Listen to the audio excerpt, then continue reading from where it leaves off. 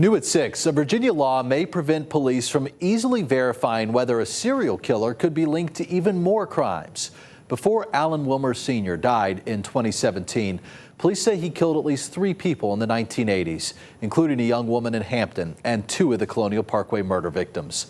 Authorities are now asking whether Wilmer took even more secrets to the grave. There could be an easy way to find out, but it's not being done. Tonight, 13 News Now Investigates asks why. Tonight, authorities are asking whether Alan Wilmer Sr. could be responsible for more than 3 murders. And we believe he will be linked to a number of other unsolved homicides in Virginia. Bill Thomas's sister Kathy was one of the first victims in the Colonial Parkway murders. Thomas wonders if Wilmer also killed his sister, and he thinks DNA could be the missing link. His profile needs to be uploaded to CODIS, and we're very concerned that it has not yet been uploaded to CODIS. CODIS is a government-run DNA database that links criminals to DNA collected at crime scenes. Virginia State Police say they can't upload Wilmer's DNA into CODIS because he was not and never will be convicted. But in Virginia, people charged with murder get their DNA taken well before conviction at the time of their arrest. For this crime, had he been arrested in Virginia, they would swab his cheek for that, yes. Ashley Spence, the founder of DNA Justice Project, says there's just one glaring problem for state police. Wilmer died in 2017 with a clean record. He has neither a conviction nor a violent arrest, so his DNA profile will stay out of CODIS, possibly keeping other unsolved crimes from easily being linked to him. CODIS is a very, very good system. It's very regulated, which I think is a good thing, but then you come into circumstances like this where you can see an opportunity, for improvement.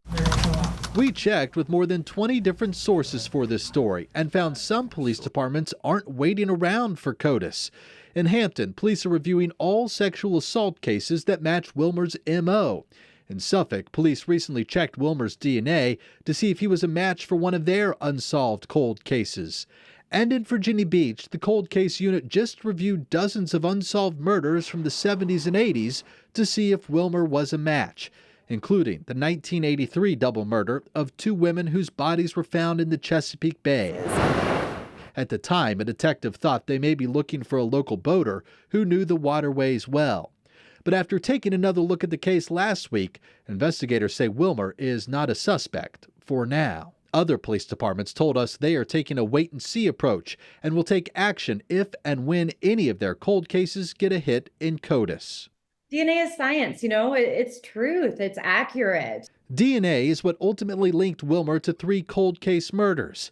Now, as police work to build a timeline on Wilmer's life, it could be old-fashioned police work that links him to any more.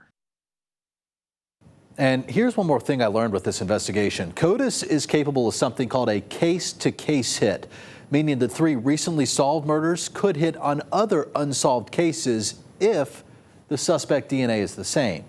I've posted a much more in-depth story on 13newsnow.com to answer more questions that you might have about this case, including why Virginia State Police say the 3 recently solved murder cases are not yet considered closed.